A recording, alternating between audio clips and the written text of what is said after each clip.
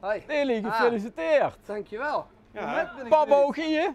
Nee, die zijn op vakantie. Vakantie. In Bali. Deli, wij met de fly gebakken hebben. Zo die gebakken of heeft pap die gebakken? Nee, ik heb die gebakken natuurlijk, ja. Als papa op vakantie is, bak ik ze. Ja, maar ik weet niet hoe lang dat er al weg is, hè?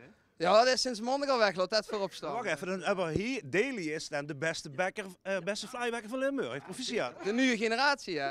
Trots. Trots. Enthousiast, blij. Geweldig. Want? Ik denk, dat is wat we al zo lang willen. We doen elk jaar met.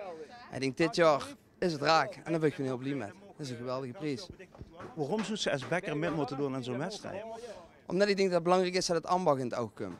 Dus nu steeds minder bakkerieën, zeker in de dorpen, in de steden. Dus steeds meer grote bakkers opkomen. En ik denk dat het heel belangrijk is dat ze juist dat er wel nog heel veel ambacht kunt zien. En dat de winkel er geweldig goed kunt zien met veel producten.